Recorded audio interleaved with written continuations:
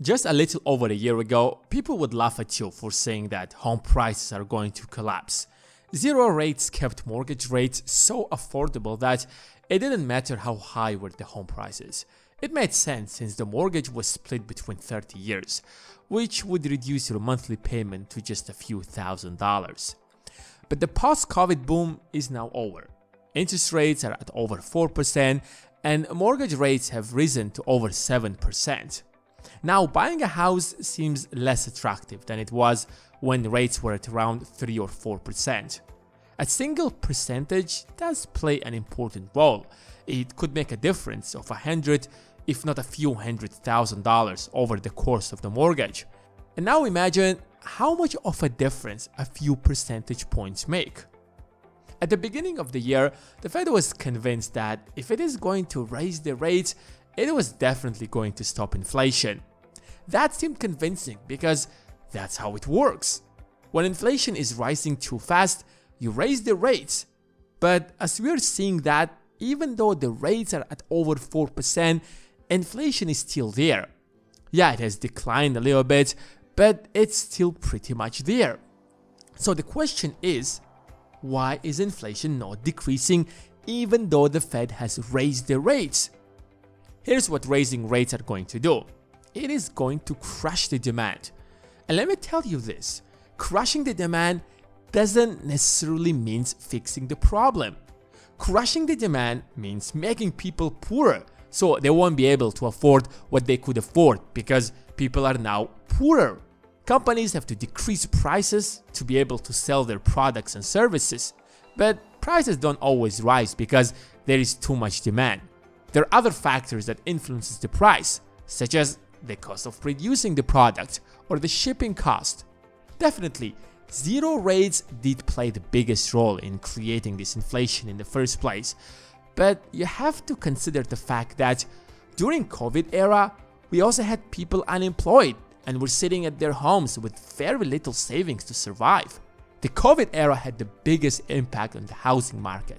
Prices rose faster than they had risen prior to the last housing crash that devastated the entire economy. There was an almost 40% increase in just 2 years. And now it seems like the pyramid is about to collapse. Home prices across the country are falling down. In San Jose, prices are down by 9.4%, Seattle 8.2%, Oakland 7.6%. The question is, are we about to witness another housing crash? Will the next housing crash be as disastrous as the 2008 crash? And how can you prepare yourself not only to protect yourself, but take advantage out of this crisis? We will answer all of these questions and many more. But before we do that, give this video a thumbs up and let's dive in. Remember when I warned you back in September and the government has been scared to say it for months? Despite all the signs, they are still afraid of the dreaded R word. The Federal Reserve says it will keep raising interest rates. Inflation is still at 4-decade high. The S&P 500 is still down nearly 20% this year. And last month, JP Morgan Chase CEO Jamie Dimon warned that the S&P could drop another 20%. The bear market may be here for a while.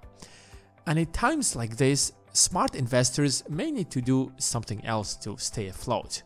So if there is even more bad news to expect, what are the CEOs like Dimon investing in? According to heads of major firms like Morgan Stanley and Goldman Sachs, their next move is to turn some of their money away from the stock market and increase their allocation into alternative assets. Now, this doesn't mean liquidating all of your stocks positions, but in times of economic crisis, diversification may be a smart investment strategy.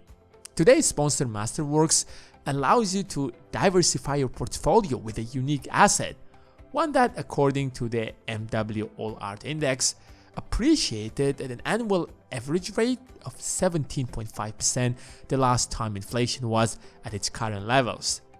It's not gold, it's not real estate, it's contemporary art. Masterworks consults with their team of analysts to purchase artwork likely to appreciate in value. They qualify their offerings with SEC, allowing you to invest in million-dollar paintings for a fraction of the cost. In their last 3 artwork sales, Masterworks has delivered net returns of 21.5%, 17.2%, and 10.8% to their investors.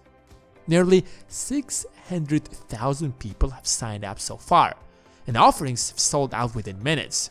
But our subscribers can get priority access at the link in the description. And now, let's get back to the video. If a year ago, most people still expected home prices to keep rising, the situation is much different now. Morgan Stanley expects home prices to finish this year with 4%. That might seem still optimistic, but given the fact that they've been growing by over 20% over the last few years, that is scary. Home prices are still rising in some places like New York or California, in places where your average folk won't be able to afford a house. But overall, they are falling in many other places. House prices are already stratospherically high that only the top 1% can afford them. And it still makes sense to buy them since people are willing to pay fortunes just to rent a room in New York City. But there is always a ceiling. It doesn't matter how great life is in New York. If home prices decline enough across the country, that will drag down the rest of the market, including big cities such as New York or Los Angeles. Some expect prices to fall by 4%, others by 10%, but in order for it to match the 2008 crash, then prices have to decline by over 27%. The 27% decline wasn't just over the course of a year, but rather 4 years. If we assume that home prices will lose as much value as they have gained over the COVID era, then that's a possibility. And let me remind you that prices since March 2020 are up by almost 40%. If they just decline by half of that over the course of the next 12 months for unknown reasons, like people no longer taking mortgages because they're simply too expensive, a $500,000 house at 3% mortgage rate equals a $2,000 monthly payment, while at 7% means a $3,000 payment. An extra $1,000 is a huge difference in a country where over 60% of people can't even pull out a $1,000 emergency. Think about it this way. Let's say there are 10 chocolate bars in the entire economy and $10. That's it, that's your entire economy. In this hypothetical example, one chocolate bar equals to $1. That's what it means that prices are set by supply and demand, the essence of capitalism. Let's say now that we have doubled the number of dollars in this economy now. Instead of $10, we have $20. But the number of chocolate bars is still the same, which is 10. In this hypothetical scenario, one chocolate bar would equal $2, since supply and demand determine prices. Now, replace chocolate bars with houses, and you understand what's happening here the last 2 years. More money that has been thrown out of nowhere was the primary reason that caused the price hikes. Now, the Fed has been trying to do the absolute opposite since February, taking that money out of the economy, which is why prices have been falling. But it seems like not everything is going according to the plan. But do you realize what it means for home prices? Exactly, going back to the pre-COVID period.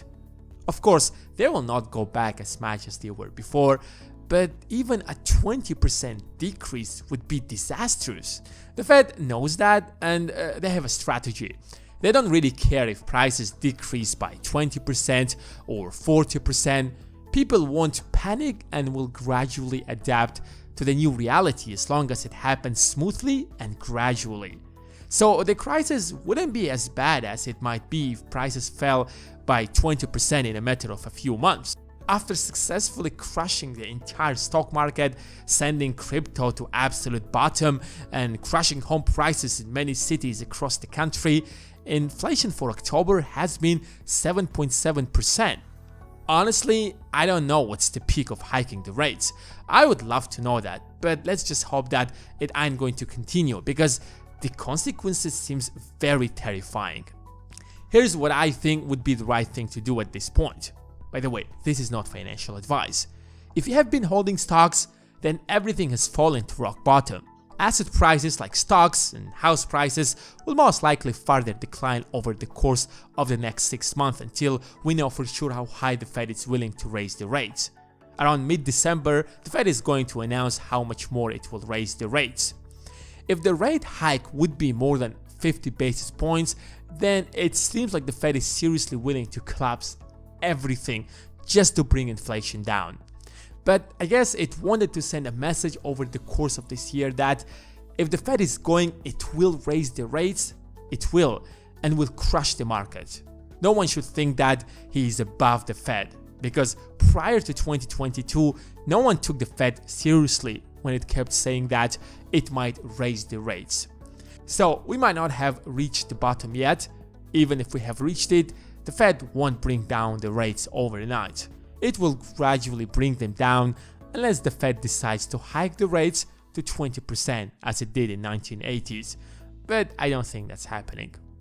It won't make sense to take a mortgage over the course of the next 24 months since the rates aren't coming down most likely, so those who hold cash will rip off the market. That's it for today. Thanks for watching and see you in the next one.